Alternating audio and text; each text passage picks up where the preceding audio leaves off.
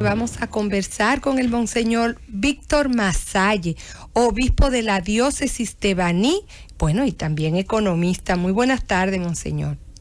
Buenas tardes, ¿cómo están? Qué bueno estar con ustedes. Gracias. Monseñor, hemos dado seguimiento que usted siempre hace algunas, pues pone su posición sobre la vida nacional. ¿Cómo usted evalúa la situación que está viviendo el pueblo dominicano?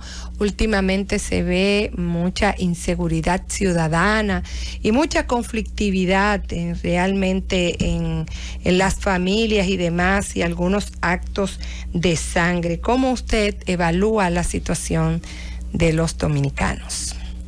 Bueno, el problema es que la delincuencia no es un tema nuevo. Yo creo que hay alguna razón por la cual quieren acentuarlo.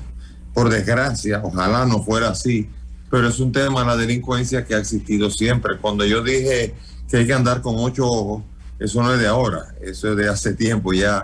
Nuestra República Dominicana ha mostrado gobiernos que no han sido capaces, pero no es de todos, han sido incapaces de manejar la situación, y muchas veces lo que hacen es desviar la atención con otros temas, pero como este tema quieren ponerlo en la palestra. La inseguridad ciudadana es uno de los que ha estado siempre en todas las encuestas como uno de los primeros problemas del país, pero este año, el año pasado y el año pasado y siempre. Yo creo que esta es una de las realidades más duras que vive nuestro país, y sobre todo las mujeres que sufren, sobre todo, comenzando por el bullying, pero también con los asaltos, que con el abuso con el que se hace, a veces se han perdido vidas, han perdido hijos, y eso ha sido el pan de cada día. No es algo que ahora mismo podemos decir que es de ahora, aunque el gobierno actual ha mostrado que no está fuera de control, como lo ha estado, porque el sistema de la policía es un sistema corrupto, que no permite ahora mismo, que no es por aumento de salario, no es por situaciones como esta, sino por una cadena de corrupción que no permite que se pueda enfrentar la delincuencia de una manera adecuada. Después, con paliativo de haber encontrado un tema u otro, pero el problema sigue, persiste, y por desgracia parece como que amenaza de seguir por mucho tiempo. Monseñor Masalle, Abel Guzmán, sí, de este lado. ¿Cómo está? ¿Cómo marcha, monseñor, la relación de la iglesia con el gobierno? Hemos visto de hace unas semanas para acá varios sacerdotes, Padre Chelo, hablando no solo de la inseguridad, sino de reclamos de obras sociales, un tono alto que ha cambiado como repentinamente la relación con el gobierno y la iglesia. ¿Hay algún resquemor, alguna queja o relativo al diálogo, o alguna relación que la iglesia tenga que reclamar al gobierno? ¿Algún trato? Bueno, yo quisiera comenzar por desmentir eso. Dicen que es católico el sacerdote que dijo de la maldita delincuencia. Ese es un sacerdote anglicano, que eso no tiene nada que ver con la iglesia católica, y quizás no fue la manera más adecuada, pero tenía razón en pedir al presidente esto. Pero lo que más se ha quejado el Padre Chelo en ese video que aparece, que es viejo, que no es de ahora, que es de hace ya un tiempo, se viene quejando con respecto a la capacidad que tiene el presidente de manejar las leyes, y cómo el Código Penal se ha visto saltar más de una vez, y en esta última ocasión de una manera muy penosa, a través de romper el quórum. Entonces, es la única queja que varios sacerdotes, incluido un servidor, han hecho.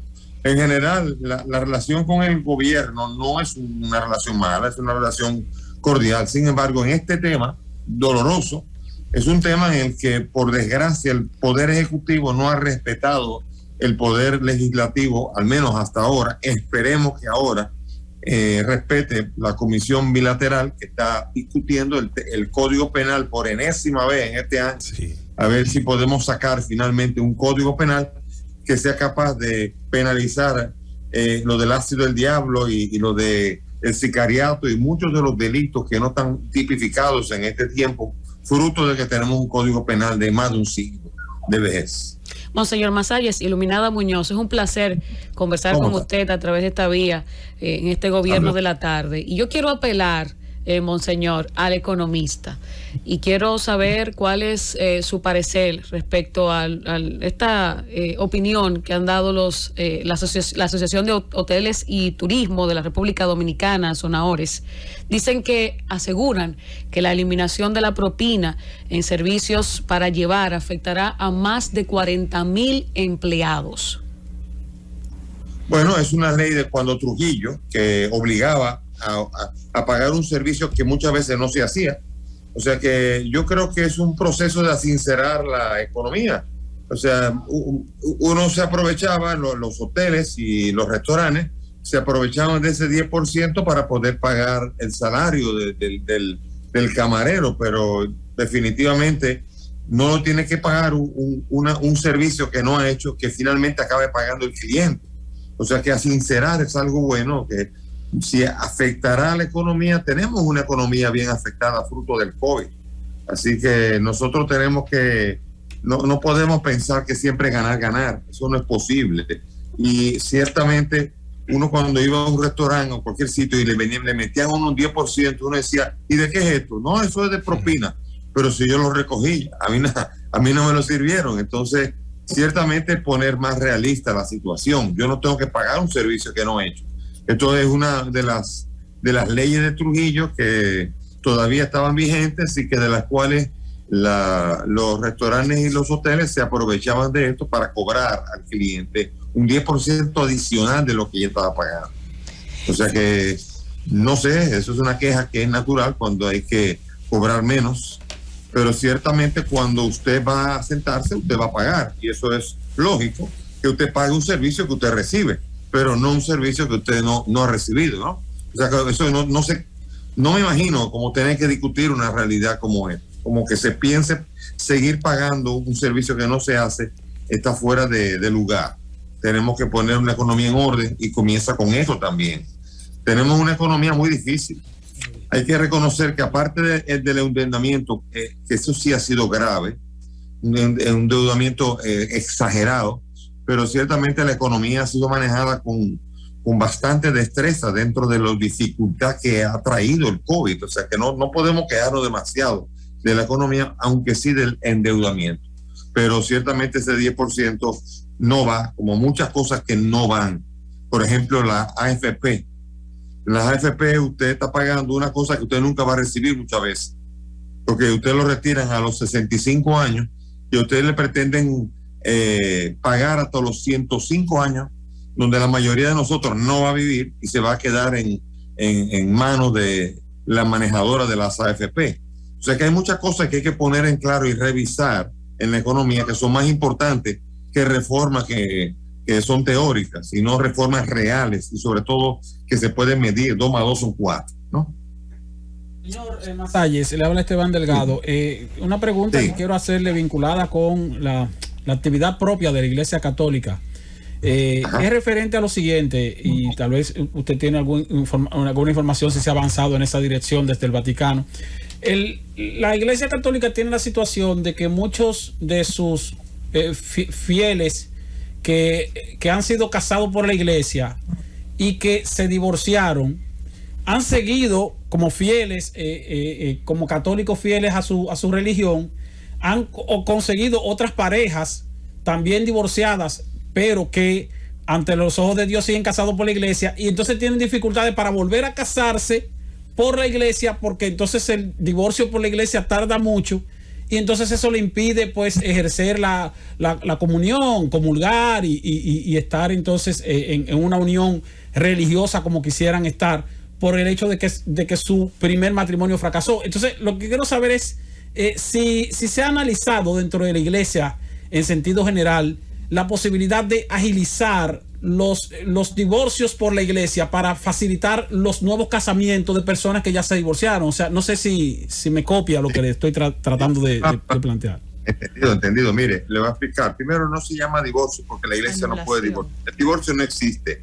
Eso está basado en el Evangelio, donde el hombre se unió a su mujer, los dos son una carne, en lo que Dios ha unido, que no lo separe el hombre. Lo que sí hay es el recurso de la nulidad, cuando se analiza bien, y en realidad hay una buena parte de los matrimonios por la Iglesia que tienen un vicio de fondo, por lo cual pueden ser anulados.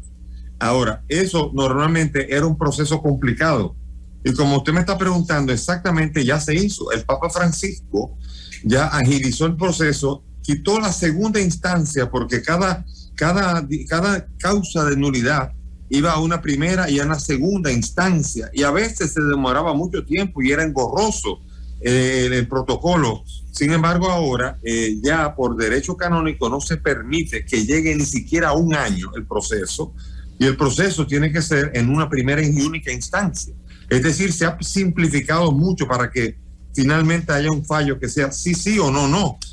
O sea que ciertamente lo que usted me dijo, el Papa Francisco se ha anticipado a esa pregunta y ha agilizado. En este momento en la Iglesia Católica, si usted quiere llevar un proceso de verificación, usted se acerca a la diócesis suya y allí pregunta, y si usted somete la causa de nulidad en menos de un año, y hasta puede ser menos, porque puede ser de 6 meses a un año, usted ya puede tener la causa, o puede decir simplemente, no, usted está casado y usted no se puede separar porque no hay nulidad.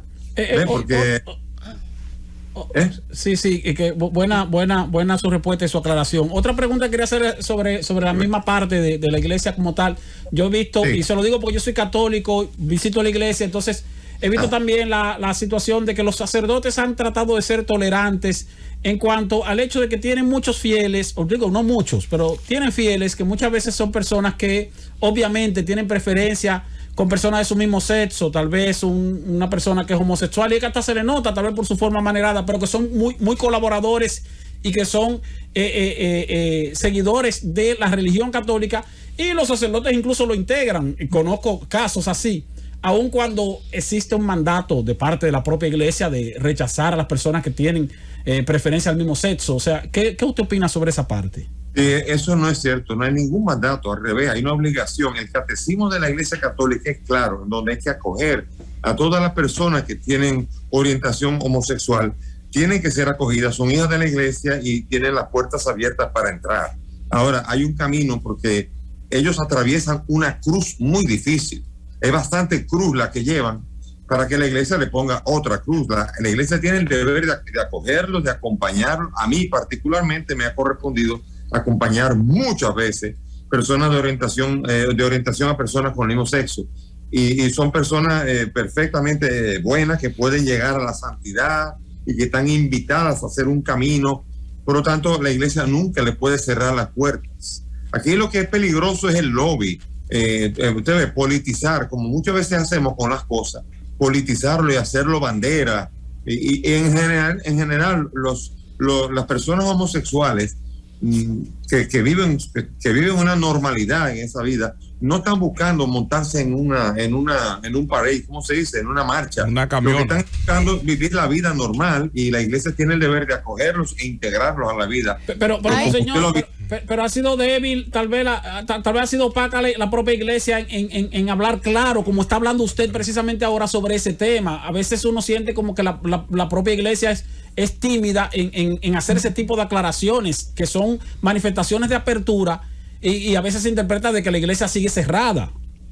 Pues no sé, a lo mejor hay timidez para preguntarle locura, pero a mí tú me puedes preguntar lo que quiera y yo le respondo por mí. ¿Considera, monseñor, que el país está preparado para que voten los militares, se le permita hacer política y que voten? Yo no estoy de acuerdo particularmente con esto. Yo creo que los militares tienen un lugar específico, y además el presidente es el comandante en jefe, y yo creo que están votando por su comandante en jefe. No estoy seguro que en un cuerpo castrense esto deba ser, pero sin embargo, si finalmente en las leyes se determina, bueno, uno lo aceptará. En la democracia uno tiene que aceptarlo, pero yo particularmente creo que los cuerpos castrenses deben restringirse, abstenerse de votar. Eso es lo que me parece. Creo que son los encargados del orden mientras se vota, pero no son necesariamente los que tienen que ejercer el voto, a mi modo humilde, personal. Monseñor, dice la Biblia, me parece, que verdad, dad a César lo que es de César y a Dios lo que es de Dios. Las leyes son para todos, no solamente para los religiosos. ¿Por qué esa ¿Por qué ustedes, la Iglesia Católica, a través de su cúpula, porque vemos que también hay católicos que no tienen esa posición, se oponen tanto a que nuestro Código Penal tenga la posibilidad, la opción para las mujeres en 3 causales, donde usted bien conoce cuáles son los 3 causales, de optar por su vida, por su salud y por su dignidad? Si habidas cuenta, las católicas no van a hacer uso de 3 causales por un asunto ideológico. Sí, no, mire, le voy a explicar. La iglesia tiene el papel de la iglesia es defender la vida humana, el ser humano en toda su dimensión. Por ejemplo, Antón de Montesinos preguntaba, ¿no son estos seres humanos que tienen alma? Y defendió a los indios cuando los encomenderos creían que no eran ni gente o que podían disponerse de ellos. Pues la iglesia también tiene el deber de defender a las personas que están en el vientre de las madres, y que no sea por cualquier quitametapaja, y las causales tienen sus dificultades. La iglesia no está en contra del momento en que la madre no hay los recursos técnicos científicos para salvar las 2 vidas, y si el galeno, el médico, tiene que proceder a interrumpir la vida en un momento determinado en lo que se llama estado de necesidad, la iglesia no se opone, pero no le puede llamar causal. Le explico rápidamente. La causal es un recurso por el cual usted entra y después puede abrirse a lo que sea. Me explico rápidamente. Por ejemplo, la causal que dice cuando está en peligro la salud de la madre. La definición de la Organización Mundial de la Salud. Salud es el estado de completa armonía física, mental y social.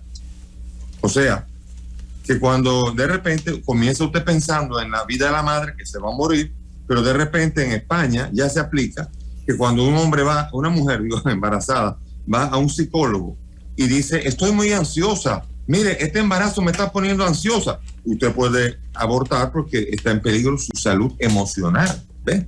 Entonces, cuando usted habla de salud, el peligro está en la causal, que la causal es un recurso que permite abrir una rendija para que usted ahí entre todo. Y eso no es así, monseñor. Usted sabe que no, y viceversa, porque entonces hasta el momento en que la mujer se le detiene el corazón, puede decir el médico, estoy luchando por salvar las 2 vidas, y se mueren las 2, monseñor. No. Aquí ahora mismo, ni siquiera ningún médico deja morir las 2 vidas. Pero está prohibido por la ley. Lo hacen, y se ha muerto, monseñor. No. Claro. Eso se llama estado de necesidad. Y el estado de necesidad permite que en un momento de caso extremo el médico pueda actuar, y si lo demuestra, no pasa nada. Monseñor, léase el Código Penal y usted verá que toda interrupción, inclusive si no se logra la muerte del feto, cualquier manipulación está condenada por el Código Penal actualmente. ¿Usted tiene el Código Penal propuesto? Sí, claro, el propuesto sí lo vi el eufemismo que escribieron como estado de necesidad, pero finalmente no se aprobó nada.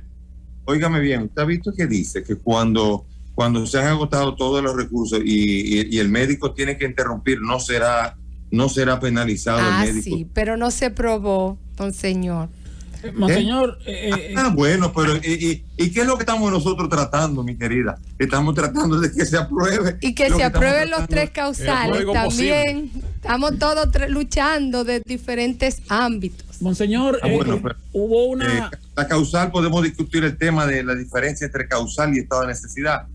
Por eso, pero el estado de necesidad no lo discute nadie, por lo menos. Lo que pasa es que si se ponen a debatir ustedes sobre eso, va a haber que extender el programa, hasta monseñor. Mañana. El gobierno de la noche se va a ir. Quería preguntarle, porque recientemente hubo un debate mediático en torno a una aparente contradicción entre líderes religiosos, el caso suyo, el caso del arzobispo Francisco Osoria y de otros obispos, en torno a que se interpretó que usted había dicho como que se estaba perdiendo el liderazgo de la Iglesia Católica, tal vez por falta de participación más activa, y quisiéramos que usted nos aclare si eso fue lo que usted quiso decir o qué usted piensa sobre el posicionamiento social de la Iglesia Católica. Voy a explicarlo, mire. En el minuto 42 del canal 22, cuando se me hizo la entrevista, me preguntaron sobre la mediación política.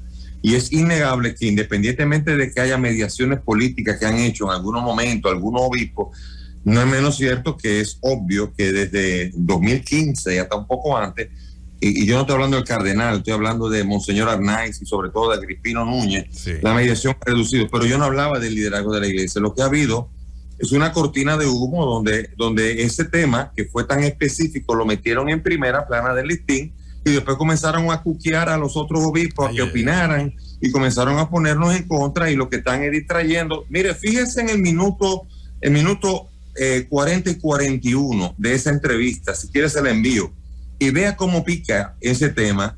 Y en periodismo, como usted lo sabe, usted agarra el 42, lo pone grande en primera plana, arma una discusión y nadie ve el minuto 40 y 41. Eso fue lo que se hizo. Y pusieron hasta los obispos a pelear y pusieron a decir que no había liderazgo. No es cierto nada de eso. A mí me preguntaron sobre la mediación política y nadie puede discutir de que se ha reducido, independientemente de que no es el papel fundamental de la iglesia, pero que cuando me preguntan de eso, ha dado espacio, se ha reducido. Si alguien me dice que me equivoco, pues que me lo diga tranquilamente. Pero de ahí a querer que cada opinión del obispo que tenía que ver con otra cosa, lo pusieron en conjunto como opuestos y contrapuestos. Bueno, ahí hay una estrategia de comunicación que la verdad nos agarraron, manipularon a los pobres obispos y barrieron con nosotros poniéndonos a pelear incluso. Gracias, Monseñor, por estar con nosotros. Y quisiera pedirle algo, a ver si usted me puede complacer. ¿Qué usted cree? A ver. No, desbloquéeme en el Twitter, que yo siempre he sido respetuosa, ¿verdad? Que me atrinchero en mi posición en apoyo a los tres causales. Pero sí, me bloqueó. Pero él me va a desbloquear porque... No, le voy a explicar por qué bloqueo. ¿Cuál es el principio para bloquear? Ok. Cuando yo hago un tema, porque eso pasó, revíselo, porque además no soy yo que bloqueo siempre. Estas son las instrucciones que tengo dadas de que cuando alguien, estoy hablando de pera o manzana, y alguien en comentarios saca la pedofilia. Sí, pero no es mi caso. Revise los Twitter por el que me bloqueó, pero olvidemos esto. Vamos porque yo soy... yo me llamo Susana Gotró, así que, y siempre he sido respetuosa con usted. Claro, yo soy tres causales y defiendo mi posición no con la brillantez, porque no he tenido alcanzar el conocimiento que tiene usted como una lumbrera que es, pero bueno, hago mi esfuerzo. Así que deme otra oportunidad, que prometo manejarme con más cuidado esta vez. Ya está desbloqueada, ¿verdad, Monseñor? Si quiere le verifico quién fue que bloqueó, porque yo tengo control de quién fue que bloqueó y por qué. No, mire, yo feliz de que usted me dé la oportunidad, eso ya yo no quiero. Pero yo por alguien que esté a favor de las causales, yo no bloqueo al que esté a favor de las causales, eso no es así. Algo pasó. Eso fue un clérigo de eso. Hay un hashtag por ahí. No se preocupe. Señor, Susana Gotró, señor, Susana Gotró. No se preocupe, la nueva vida que usted me ha dado para compartir con usted ya es un honor para mí. Gracias por estar con nosotros. Déjeme la coba, que esa coba no, yo no soy tan así como. Gracias. Gracias. Hemos conversado con el Monseñor Víctor Masalles, obispo de la diócesis de Baní y economista aquí en el Gobierno de la Tarde.